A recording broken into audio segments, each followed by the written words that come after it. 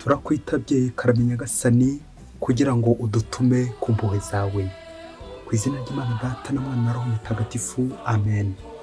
Amahoro bana b'Imana, nimuhumure. Nyagasani araduhamagara kuri buri munsi kugira ngo adutume aho ashaka.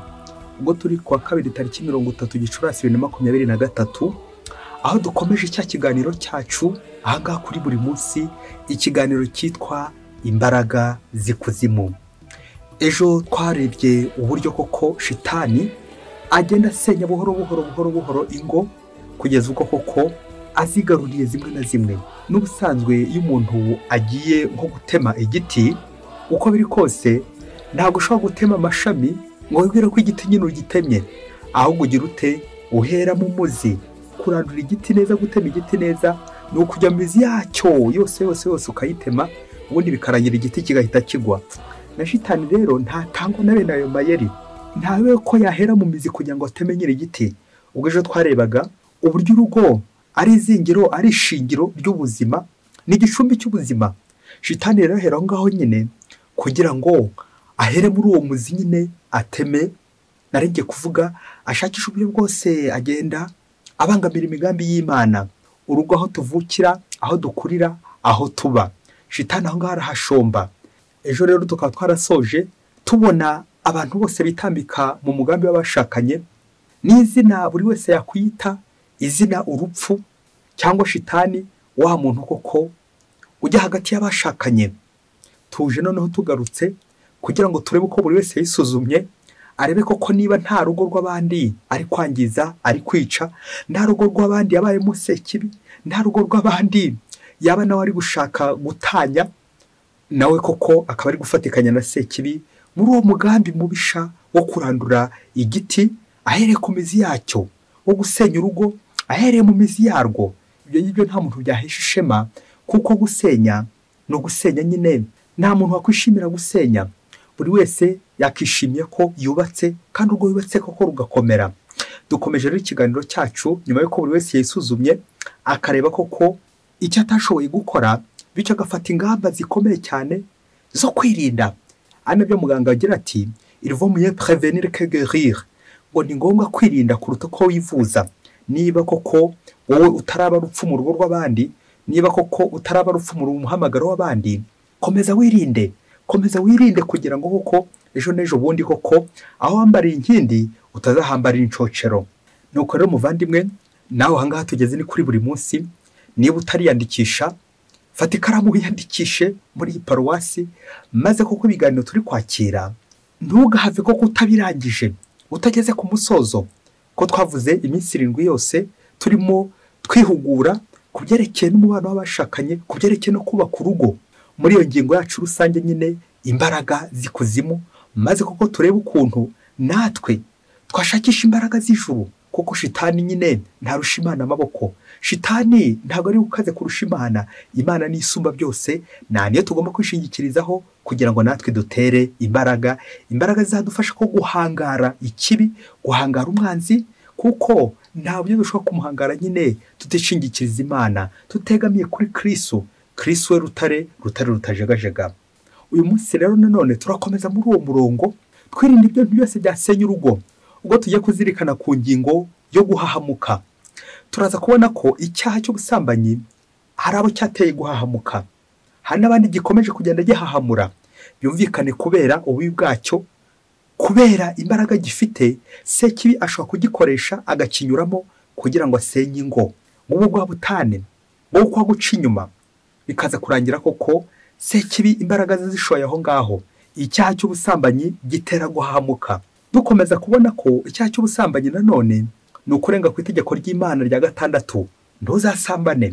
Bityo koko byumvikane iyo urenze ku itegeko ry'Imana ubona igihano, kandi igihano cyose burya kirahamura. Ngo kuko ikosa cyangwa icyaha gihahamura, gishobora guhahamura abantu b'ingeri nyinshi cyane. Nibwo uzasanga abantu benshi baragiye barwara trauma, ari uwakoze icyo cyaha akaba yararwaye trauma, ari utaragikora nawe naringiye kuvuga niba ari hafi simbizi, trauma ikaba yaraje. Uyu munsi rero no kurwanya iryo hahamuka riterwa n'icyaha cy'ubusambanyi, nta kindi kurirwanya nuko nyine twakizinukwa. icyaha cy'ubusambanyi nk'imungu ishobora kuzitira umubano w'abashakanye igihe umwe koko aciye inyuma undi. Turasoma ijambo ry'Imana rituganisha aho ngaho, tuza gusanga mu Ibaruwa ya mbere Pawulo mutagatifu yandikiye Abanyakorinti umutwe wa 6 umurongo 13 kugeza kwa 19. Reka duhasome maze koko buri wese arebe uburyo yahumurizwa yo guhungabana. Bavandimwe, cyakora umubiri ntiwagenewe gusambana n'uwo Nyagasani. Nyagasani akaba ari we ugenga. None rero Imana yazuye Nyagasani izatuzura natwe kubw'ububasha bwayo. Ntimuzi se ko imibiri yanyu ari ingingo za Kristo? Hanyuma rero nzafata ingingo za Kristo maze zigire ingingo zihabara. Ntimuzi se ko usambanye n'ihabara ababaye umubiri umwe nayo? Niko byanditswe ngo bombi bazaba umubiri umwe. Naho uwibumbira kuri Nyagasani abagize umutima umwe nawe. Ubusambanyi ni mu bugendere kure. Icyaha cyose umuntu akoze usibye icyo ntikigera ku mubiri we, ariko usambana abacumuriye umubiri we bwite. Ubundi se ntimuzi ko umubiri wanyu ari ingoro ya Roho Mutagatifu ubatuyemo kandi ukomoka ku Mana, maze mukaba nta bubasha mwifiteho? Iryo ni ijambo ry'Imana. Bakristo bavandimwe, Yesu Kristo akuzwe. Hari ubwo mba afite umubiri, hari ubwo mba afite ibintu ngajya nibwira ko ari ibyanjye ari njye uri kwigenga, ariko ijambo ry'Imana riratwibutsa ko sinigenga, siniyobora, ahubwo nakagombye kuberaho Kristo. N'umubiri wanjye iyo mutegereje nanjye kuvuga ibyiyoni, ibisiga, udusimba ndetse n'ibindi nyamaswa, udukoko two mu ishyamba, njye nzirikana ko atari uwanjye. Umubiri ni uwa Nyagasani, niwe ugomba kunkoresha. Rero tujye kureba impamvu icyaha cy'ubusambanyi gitera ihahamuka, guhungabana. Nta kindi nyine nuko gihungabanya mbere na mbere umubiri, na roho ikaza kuziraho. Hombi kirahangiza ko tumaze kubyumva muri iyi somo. Turaza kubona ko abantu benshi ihahamuka ryagiye ribageraho kubera nyine ububi bw'iki cyaha, aho abantu benshi dutangira mu rukundo bikaza kurangira koko ibintu byacu, imigambi yacu irangiriye mu rwango rwa rukundo rw'Imana, ariko shitani igenda ijonoraho gato bikaza kurangirira mu rwango. Umunsi umwe ngo abana ngo barimo bakina umukino bita joteme. Nuko ngo buri wese, ngo bishoke ko bari batanu, ngo buri wese agenda abwira mugenzi we begeranye ati joteme, undi akagenda abwira mugenzi we ati joteme. Uwa mbere abwira mugenzi we ati joteme, ndagukunda. Uwa kabiri nawe ahita abwira mugenzi we bari begeranye ati joteme, ndagukunda. Uwa gatatu nawe abwira mugenzi we ati joteme, ndagukunda. N'uwa kane arakomeza abwira uwa gatanu ati joteme. Noneho ngo mu gusubira muri wa mukino wa gatanu niwe ari kongera gutangira, nuko agiye gutangira abwira uwa kane, aho kumubwira joteme kubera ko ngo yari amaze kunanirwa n'uburakari bwinshi, amaze gufata ubukana bwinshi bitewe wenda n'izuba uko ryari riri kuva, n'igihe bamaze aho ngaho basubiramo amagambo joteme, we aho kubwira mugenzi we joteme aramubwira ati ndagutema.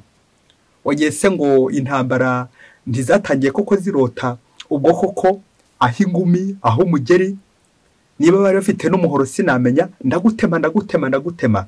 Aha, nguko ku rukundo rw'uburyarya, urukundo rwo kuryama ku maso, urukundo rwa mungize rutangirira muri joteme, ariko bikaza kurangira muri ndagutema. Urukundo rwo kubeshya, urukundo rwo kuryarya rutangira muri joteme, ndagukunda sheri, ariko bikaza kurangira muri ndagutema wambwa we, imbwa gusa.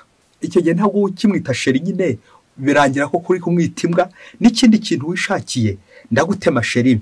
Nguko abantu benshi bagiye bahahamuka, bagiye bahamura n'ibi byaha, cyane cyane icyaha cy'ubusambanyi kirahamura nyine kuko gikora ku mubiri kigakora no kuri roho, bikaza kurangira ko cyagezeho ashobora no guhamuka. No gitarageraho agahora buri gihe afite amakenga, gukeka, bikaza kurangira biri gukekana. Nguko bitangira muri joteme bikazarangira koko ndagutema. Bitangira uri gukeka mugenzi wawe, ukamukeka amababa, bikaza kurangira koko uri kumukekagura bitabuze. Nyuma yo kumva uwo mukino joteme uzarangira ari ndagutema, tujye kureba ibimenyetso bitatu by'ihahamuka, ihamuka ku cyaha cy'ubusambanyi, aho tuza kubihuza n'ubuzima dusanzwe tubamo. Uburyo umuntu acumura, hari uburyo umuntu acumura mu bitekerezo, mu magambo, mu bikorwa, ndetse n'ibyo wirengagije, ariko twari tuzaza kugarukira ku buryo butatu bw'ingenzi. Bityo ntabwo bwa kane ushaka kwirengagiza, ni icyo gihe nyine ntawe wakubonye, icyo gihe uri gukekana ntawe wigeze akubona, ugakomeza ukabigumishaho bigana kuboreramo. Reka duhere ku kimenyetso cya mbere, ikimenyetso cy'ibitekerezo. Ibitekerezo bishingiye ko abantu benshi muri iki gihe basiga bakeka bagenzi babo. Nuko wabona umugore n'umugabo biyicariye bari hamwe bari kuganira, ugatangira ukabatekerereza ibindi bijyanye n'ubusambanyi. Wabona umugabo asohokanye n'umugore, reka tuvuge utari we, nta kintu uhita ubakekera usibye ubusambanyi. Wabona umugore n'umugabo bari gukorana imirimo, bari ku kazi, ibitekerezo byawe bigahita bitambuka aho ngaho ati nta bindi barimo, bari mu ngeso. Ari bya bindi koko mwarimu yigeze abaza abanyeshuri ati umugabo n'umugore binjiye mu cyumba, barangije barakinga, ubwo se bari gukora iki? Abana b'iki gihe bati wamenya ibiri kuba, bari mu ngeso mbi z'ubusambanyi. Kabaye kubona umugabo n'umugore bagatinyuka bombi bakabifungiranye, ubu kabaye koko bari gusambana byakomeye. Ariko se wasanga bifungiranye mu cyumba bari gusenga, guki ibyo utabitekereza? Ariko se wasanga ari muganga n'umurwayi, muganga uri kuvura umurwayi. Ikindi se wasanga ari umugabo n'umugore we bari gupanga imishinga y'urugo rwabo. Nguko uko abantu ibitekerezo byabo bihita bihinduka igihe cyose turi gukeka. Nari ngiye kuvuga ibi turimo, ngo uzuye ingurube azibona hose. Nguko birangira ibyo twifitemo turi kugenda tubishyira ku bandi, icyo bita mu gifaransa projection. Ibikurimo indani ukagenda ukabiterura, ubundi ukabishyira ku wundi. Ngewe bya bitekerezo bigenda bimanuka muri wowe bigatutumba muri wowe, ariko cyawe ukarangiza ubishyira ku bandi. Buriya bari gukora iki? Uriya musore n'uyu mukobwa bari mu biki? Bari gukora iki? Bari kuvuga ibiki? Bikaza kurangira koko uri gukeka, kandi gukeka ni icyaha. Iyo ibitekerezo byaje nk'ibi ngibi, iyo umugabo n'umugore bari mu rugo, buri gihe cyose watekereza ko umugabo wawe hari undi babonanye, hari undi bajyanye, hari undi biriranywe, ibitekerezo byawe bigahita bihinduka. Nibwo azataha koko ugatangira telefone yose ukayijagajaga ugira ngo urebe amagambo yatambutse, ibitekerezo byatambutse, maze kubyurireho wemeza ko umugabo aguca inyuma cyangwa umugore aguca inyuma. Nirinze kuvuga ko waba wibeshye, kuko nyine wasanga ibyari bikurimo ari byo koko washyize hanze. Akaya mvugo ya muhanga w'umufilozofe avuze ati l'homme devient ce qu'il mange, ngo umuntu nyine ahinduka icyo yariye. Ngo kuko bya bitekerezo byakujemo, reka mvuge bibi by'ubusambanyi. Buri gihe cyose ukumva ko mugenzi wawe ari gusambana, mu gihe cyose ukumva ko mugenzi wawe ari hirya, nta kindi ubwo ari gupanga, ugatangira ukamupangira ibitekerezo bikaba byinshi cyane. Uri kumuvuga nabi, uri kumutekerezaho nabi. Ubwenge bwahindukiye, ubwenge bwarangiye kugenda, ubwenge koko toroma yatangiye kwinjira, ubwenge bwawe koko bwatokowe, ubwenge bwawe koko bwatangiye guhahamuka, bwatangiye kugenda nyine nawe wagiye. Nubwo utabikora, navugaga gusambana, ariko uri kubikora mu bitekerezo. Igihe cyose mugenzi wawe, buri gihe cyose ari cyo gusa umubonamo. Abo muhuye wabona ari babiri ati nta kindi koko barimo, nta kindi barimo. Hari n'ubundi bwoko bw'ubusambanyi butagombera ko muri babiri, nabwo uri wenyine, masturbation, kwikinisha, n'izindi ngeso mbi zose z'ubusambanyi zadutse. Aho se ho none uzakeka ute? Ngo kuko abantu bakeka ibitekerezo byawe warabyujemo gusambana gusa, kaza kurangira ibyo uri no gutekereza. Waba uri mu ishuri uri kwiga, nta kindi uri gutekereza bari gusambana. Waba uri ku kazi, nta kindi uri gutekereza bari gusambana. Waba uryamye, nta kindi uri gutekereza bari gusambana. Ibintu byose uri gukora, iyo bigera naho uri gusenga, ukajya wumva neza ibyo bitekerezo byo gusambana nibyo biri gukuzamo. Abari gusambana ati bariya ntawamenya. Ibitekerezo bipfutamye. Umufilozofe bita Sigmund Freud niwe wavuze uti tout est sexe. Uko niko abantu benshi bagenda batekereza, ibyo batekereje byose bikagenda bigaruka autour du sexe, mu myanya y'imyibarukiro. Akaba ari koko umutwe wawe uri kugana, akaba ari ibitekerezo byawe gusa byerekeye. None si ibitekerezo byawe bizerekera Imana ryari? Niba koko byerekeye aho ngaho, byerekeye ku myanya y'imyibarukiro gusa, byerekeye ku busambanyi, Imana yo uzarekezaho ryari ibitekerezo bya mutima wawe? Ibaze nanjye nibaze. Reka tujye ku kimenyetso cya kabiri. Usibye ibitekerezo, habaho n'amagambo ashobora kugutera ihahamuka, cyane cyane bijyanye n'ingeso mbi y'ubusambanyi. hari amagambo abantu bamenyera iby'ubusambanyi bakunze kuvuga ku buryo yabaho atari kuvuga ibishenzi, atari kuvuga ibishegu, buri gihe cyose imvugo ye ikaba ari ibishenzi, ikaba ari ukugenda arondora imyanya y'imyibarukiro yose akayivuga amazina yabyo, bya bitutsi, gutuka abana ku babyeyi babo n'ibindi byinshi cyane. Buri kanya ugahoza mu kanwa kawe amagambo y'ibishenzi, amagambo y'urukozasoni, buri gihe cyose nibyo uri kugarukaho, uri kuvuga, bikaza kurangira koko cya gitekerezo kigahamagara ijambo. Wagiye se ngo ijambo ntirizahamagara ibikorwa vuba aha ngaha?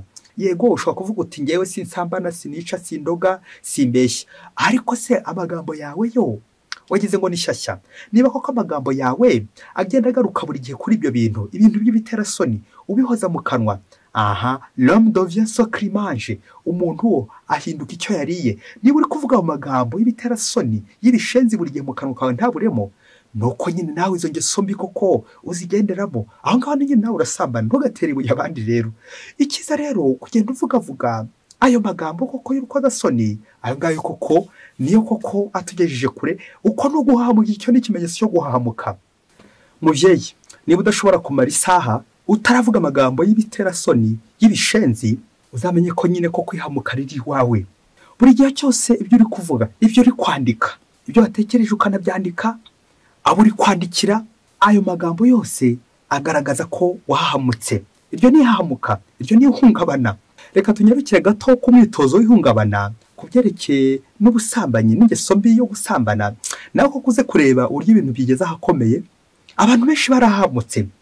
Umunsi umwe hirya kure cyane muri Afurika, ngo abagore ngo bigeze bajya mu mahugurwa, ngo none bageze mu mahugurwa barabigisha, ngo yari amahugurwa y'abagore gusa, babigisha uburyo bagomba kubaha abagabo babo, bakabagirira neza, bakongera bakabakunda, mbese kutazongera gusuzugura abagabo babo na rimwe.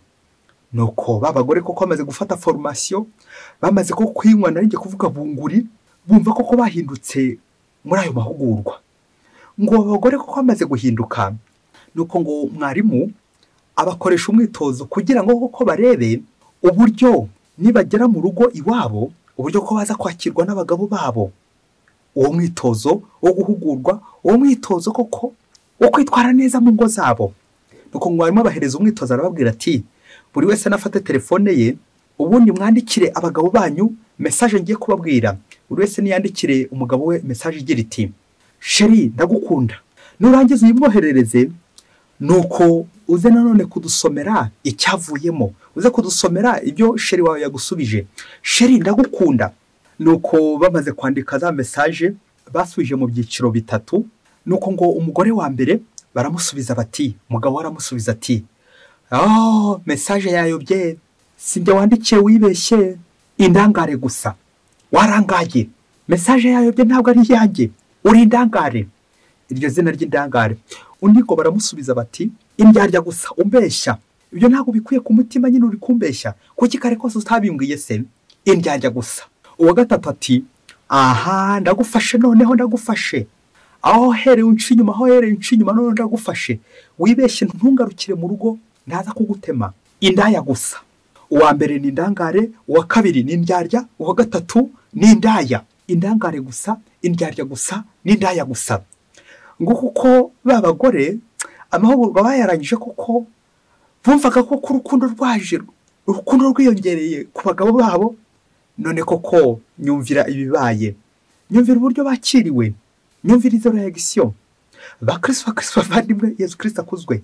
Ngo kuko abantu benshi amagambo yacu menshi arimo urwikekwe, amagambo yacu arimo uburyarya, nyine biranumvikana, ngiryihahamuka, ngirgyihungabana. Nakako ndi gutemera ko umuntu yahinduka, iryo naryo ni ihungabana. Niba koko na mugenzi wawe yagucaye inyuma, uruzi ko igihe kizagera ashobora guhinduka, kuki atahinduka? Wowe uracyari kumurebera muri ya ndorerwamo y'ikibi, y'ubusambanyi, yo kuguca inyuma, kuki atahinduka? Nk'uko abantu benshi twiberaho mu kinyoma, twiberaho mu buryarya, reka mvuge no mu burangare, ariko bikaza kurangira turi gukeka bagenzi bacu, kutemera ko undi yahinduka, kutemera ko undi yankunda. Buri gihe cyose nkumva ko mugenzi wanjye ari kundyarya, buri gihe cyose nkaba mfite amagambo yo kumushibura, yo kumurwanya, mwereka ko tutari kumwe, mwereka ko ari kundyarya. ntuze kumbaza uko abagore batashye mu ngo zabo, uko biri kose bamwe batashye kuko bihebye. Ngiryo ihamuka riri mu ngo zacu, aho umugabo ashobora kwandikira umugore amwifuriza umunsi mwiza, ati mesaje yayobye, aho wamubwira neza wakakuka inabi, ati nanjye ndabizi, ati kiri kumbwira iki. Umwe yabaza undi ati wirute, undi akamusubiza ati ushinzwe se kungenzura. Undi yamubaza turataha ryari, gutyo utangiye kujya ungenzura, ntukagenzura ibikorwa by'undi. Ngaho amagambo menshi y'ibikuta tugenda dusubiza bagenzi bacu, ariko iryo ni ihamuka. Mubyeyi, niba umuvandimwe akwandikiye, wowe ukiyumvira ibyawe, ukamusubiza amagambo naringiye kuvuga y'urukozasoni yo kumukanga, iryo ni ihungabana, iryo ni ihahamuka. Biragusaba kugira gute? Biragusaba kwifuza, kuko urarwaye pe. Nta buryo umuntu yakwandikira ati ndagukunda, wowe aho kugira ngo ubyakire ugatangira umuhimbahimbira ibindi, wowe uryarya gusa, indaya gusa, indangare gusa, n'ibindi byinshi cyane umuruhaho. Aha, iryo ni ihungabana, iryo ni ihahamuka. Mukristo muvandimwe, niba ufite amagambo nanjye kuvuga atameshe, amagambo yanduye, insanite, amagambo y'ibishenzi, wivuze hakiri kare, kuko tu es le temple de l'Esprit Saint, uri ingoro y'Imana, uruhu y'Imana. Shitani ntagakugireho ijambo na rimwe, ahubwo kuko ugomba kwiganza. Ngize imbaraga zikuzimu mubyeyi, imbaraga zo kuvuga nabi mu rugo, ariko byose bitewe nuko wishe mu mutwe wawe, bya bitekerezo warabyishe. Aha, ngaya amagambo y'urukozasoni, amagambo y'ibikuta, amagambo yo kujomba abandi, amagambo y'inshinge, amagambo yo gutemana, amagambo yo kwica. Ijambo ryiza ni murumuna w'Imana, ijambo ribi ni murumuna wa sekibi, ni murumuna wa shitani. Nguko guhamuka bikazarangira za mbaraga koko zikuzimu nawe zarageze iwawe, kubera amagambo usubiza uwo mwashakanye, amagambo mabi y'urukozasoni. Anga nyine ateye isoni koko. Niba uri mu bafite amagambo mabi yo kwica, isuzumisha hakiri kare. Reka tujye ku kimenyetso cya gatatu, ikimenyetso cy'ibikorwa. Usibye ko waba uri gutekereza, ugatekereza nabi nyine, birangira koko n'amagambo yawe usohora ari kubigaragaza. Ariko igihe kizagera kwihamuka rizagenda ryiyongera n'ihungabana, bizarangira koko utakiri gutekereza gusa, ahubwo amagambo byamanukiyemo, ahubwo ibikorwa koko nibyo bitangiye kwigaragaza. Kuko nyine ntawe ushobora guhisha ikibi, nta gishe kitazahishurwa n'ubundi. Bizarangira bya bikorwa byawe n'ubundi bigutamaze. Navuga ibikorwa by'urukozasoni, ibikorwa bibi, ibikorwa byo guharabikana, ibikorwa ibyo ngibyo byose by'ibishenzi. Ibyo bikoko bizarangira koko byinjiye mu rugo rwawe sekibi koko, none hakigaragaza ku buryo bufatika. Ihamuka ritugeze kure abantu benshi cyane. Ngo umunsi umwe hirya kure cyane muri Afurika, wumve ibikorwa uburyo koko bishobora kubizana. Ngo umusore n'umukobwa bari biteguye kujya gushyingirwa.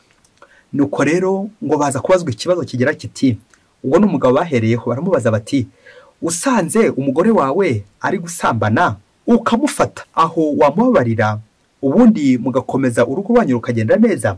Nuko umugabo ngo arasubiza ati, nsanze umugore wanjye ari gusambana, ngiye nkamwifatira ngewe nahita mutema, nkamutemagurana n'uwo baba bari kumwe, ubundi koko urugo rukaba rurangiye rutyo. Nahita mutema, ntabwo twakongera kubana. Bakristo bavandimwe, turacyari kumwe. Ngo kuko hari abagabo bamwe bajya baba ibisimba. Ese koko usanze uwo mwabanye, usanze uwo mubana ari kuguca inyuma, nawe n'umuhoro wakwitabaza? Ngizo za mbaraga zikuzimu mw'ababyeyi mwe, ngizo za mbaraga za shitani, aho twitwaza imihoro, tukitwaza ibikwase, tukitwaza amacumu, tukitwaza amahiri, kugira ngo tujye gutemana uturudokwa. Kubera iki? Guhahamuka. Abantu benshi barahamutse no mu bikorwa bya kuko bikaba ari by'ubugome buri gihe. Kwa kundi nyine ushobora gufata inyundo ukayikubita ku isazi kugira ngo uyihonyore. Ubwo no ubugome, ibikorwa by'ubugome. Reka mvuge ibikorwa by'ubugome, ubugome ntega kamere. Kumva ikintu cyose wahonyora, niho ubaza n'impamvu, ese byagenze bite? Ikintu cyose ugahita uhonyora. Ese usanze umuntu mubana, usanze uwo mwashakanye ariko guca inyuma, wakwihutira gufata umuhoro nawe, wakwihutira gufata umupanga, wakwihutira gufata icyuma n'ibindi bikoresho byose bya sekibi. Ese wari uzi ko kwica nyine ari ikimenyetso cya sekibi? Ni ikimenyetso cy'urwango. Iyo byageze ku rwego rwo kwanga umuntu kugeza ubwo ugiye kumwica, ihamuka koko riba ryatongoye, ihungabana ryatongoye. nta kindi rero usigariyeho usibye gupfa. Buryo urangiza kwica mugenzi wawe, burya wowe wapfuye kera, wapfuye uhagaze mbere na mbere, ariko nyuma n'urupfu physique, urupfu rw'umubiri rukazakurikiraho. Nk'uko uko twagiye duhemukira Imana, tugahemukira bagenzi bacu, roho zacu koko zikaba ziri kuzimu, n'imibiri yacu nayo itaretse. Kubera iki? Yihahamuka, ihungabana ku ngeso y'ubusambanyi. Buri wese ko kumva yakwitabaza noneho ibyuma aho bigereye. Kubera iki? Iryo ni ihahamuka mu Kristo muvandimwe. Urivuza ryari? Uzivuza ryari kugira ngo ukire, maze koko ubona amahoro, ubona ituze. Ese mubyeyi uze gukomeza wibaze n'ikibazo, uzi ko Imana yo koko tekereza ibintu ujya ukora rwihishwa. Nanjye ndacyari kubitekereza, nawe ukomeze ubitekereze. Ibintu byose dukora rwihishwa. Yaza buri gira iti, Nyagasani uramutse witaye ku byaha byacu ninde warokoka? Tekereza noneho nawe ibintu ukora rwihishwa, na bya bindi byose nta wundi wabibonye. Ya mafaranga y'abandi wateruye nta wabibonye, za ngeso z'ubusambanyi wakoze nta wabibonye. Ariko icyawe kuki mugenzi wawe utamubarira? Kuki Imana itubabarira ikanarenzaho yewe, ariko kuki wowe utabarira mugenzi wawe? Ese ko nawe umugabo uze gukora umwitozo, kuvuga ko watema umugore wawe wamufashe, we se aramutse agufashe nawe se yagutema? Aha, bikaza kurangira tubonye ko kubera imbaraga afite, kubera ko ndimo mvuga ari ikijyana, kubera ububasha afite, nshobora gukora ibikorwa by'ubugome ngahora ari byo mporera. Ariko kubera ko mugenzi wanjye we koko ari nyarucari, ari hasi, ari munsi yanjye, ngakomeza kugenda mutsikamira, mukandagira. Iryo ni ihungabana, uri guhungabanya abandi, warahahamutse. Hasigaye iki? Kwivuza. Ibitekerezo bibi, amagambo mabi, ibikorwa bibi, ibikorwa by'ubugome, ndambuwe na busazi kikurangaho. Warabaye nk'igiti, nirinze kuvuga nk'icyuma, kuko utacyumva nyine, ntabwo ukigira sensibility y'abantu. Usiga nyine nirinze kuvuga ko wagiye mu ishyamba uri nk'inyamaswa. Iryo ni ihahamuka mu Kristo muvandimwe. Iryo ni ihahamuka rishingiye ku bitekerezo by'ubusambanyi, bishingiye ku bikorwa by'ubusambanyi, ku magambo y'ubusambanyi, kaza kurangira ibintu byose kuko warabyihinduye ubusambanyi. Akamvugo ya mufilozofe witwa Sigmund Freud ahavuga ati tout est sexe, ibintu byose akabona mu busambanyi. Nawe mu Kristo muvandimwe uze gukora uyu mwitozo, nyuma yo kureba ibimenyetso by'abantu, reka tuvuge abasambana cyangwa koko bahahamutse kubera ubusambanyi, uze kureba utarimo. Burya twese wasanga dufite abakeregeshwa urwo rubori koko rwihahamuka kuri urwo rwego. Wa muhanga wavuze ati twese turarwaye, icyo turushanwa ni ukuremba. Nawe uze kureba aho ugeze, niba utararemba komeza urebe ukuntu wakwivuza. Niba kandi usanga wararembye, narinjye kuvuga jya mu bitaro nyine, ubugumyemo akanya gato. Ibitaro nta bindi ni kwa Yezu. Yezu niwe gusa watuvura. Ndifuza cyane gusoza iyi ngingo yihahamuka ku ngeso mbi y'ubusambanyi, mbaragiza Pawulo mutagatifu ibaruwa ya mbere yandikiye Abanyakorinti umutwe wa 13, aho bavuga urukundo. Uburyo mu Kristo muvandimwe, uramutse ufite urukundo ntiwaca inyuma uwo mubana. Uramutse umukunda ntabwo nyine wanamutema umusanze muri ayo makosa, ahubwo nyine ukomeza kumukunda, ukomeza kugenda umuhendahenda. Urukundo rurahenda kandi rukanahendahenda nyine. Aha ikibazo kiraza kuza kiti, koko nzakomeze kugeza na ryari? Nzakomeze kumubarira kugeza ryari? Nzakomeze kumwihanganira kugeza ryari? Ngo urukundo rurihangana. Gusa ko nzakomeza nihangane urugo rwanjye koko uriya komeza rusenye, uriya komeza rutobe? Turaza kubona ko igisubizo koko gishingiye mu kuzana ibitekerezo byiza iwawe, des pensées positives. Ukamenya ko gukeka ari icyaha. Igihe nta bimenyetso ufite ujye wituriza. Erega n'igihe ubifite ntabwo bikwiriye cyane kubishyira ku karubanda, ntabwo ari cyo gisubizo. Ahubwo umuhanga c'est être responsable, ni ukumenya gusubiza. Wahuye n'ibibazo, ndaza guca mu zihe nzira kugira ngo ngende bisubiza. Nawe n'ibibazo yuko uwo tubana koko aca inyuma cyangwa ko watambaniye neza. Ese inzira zo kubicamo ni uguhita nshwanyura, ni uguhita nkora divorce, ni uguhita nkubita, ni uguhita ntema? Rwa rukundo rwacu bya bindi twatangiye tukiri abakobwa, tukiri n'abasore, ati ndagukunda sheri, bikaza kurangira ati ndagutema sheri. Babyeyi, ni kangahe ingo zacu zatangiye muri ndagukunda je t'aime, zikazarangira muri ndagutema. Koko ingo zacu ngize imbaraga za sekibi ushaka guturusha imbaraga zikuzimu. Urugo rwanjye koko rukaba rwarageze kuzimu. Mubyeyi kanguka, ba maso, shitani ntakurusha imbaraga, ongera urwane, ambara intwaro z'urumuri. Naho niba witwaza imihoro, ukitwaza amacumu, ukitwaza ibibando, izo ni intwaro za sekibi, izo ni intwaro z'ikuzimu, izo ni imbaraga z'ikuzimu. Uri gutiza shitani umurindi. Shitani azagucira umugani ati usenyurwe bamutiza umuhoro. Mukristo muvandimwe, irinde umuhoro mu rugo rwawe niba ushaka koko kubaka neza urwo rugakunda rukamerwa neza. Ikibazo ntabwo ari cyacu ubusambanyi, ikibazo ntabwo ari uko yaguciye inyuma, ahubwo ikibazo ni urukundo. Urukundo ni rukeya. Iyo urukundo rwawe rukeya, shitani ayishoramo dosiye zayo, dosiye z'urwango, kwangana kugeza n'ubwo koko uryamana umuhoro, ukabyukana umuhoro, ukararana umuhoro. Aho ngaho uzaba ugeze kure mu Kristo umuvandimwe. Umuhoro mu rugo rwawe, babagabo baryamanye inyundo, imihoro, ukaryamana inyundo ku musego, ukaryamana umuhoro ku musego, ukaryamana icyuma ku musego. Izo ni imbaraga za sekibi, izo ni intwaro za sekibi. Mu Kristo umuvandimwe zicikeho vuba na bwangu. Mwese rero nkomeje kubaragiza Imana. N'ejo tuzakurikira ikindi ikiganiro ku mbaraga, imbaraga z'ikuzimu tugomba gusenya kugira ngo koko twubakire kuri Kristo koko urugo rwacu koko rukaba ijuru, intangiriro y'ijuru. Mwese Imana ibaho umugisha.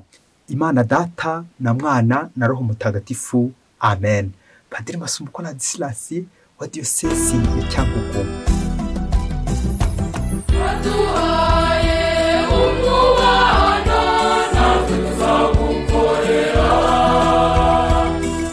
Aduherekeje mu ngo zacu, natwe tuzagukorera.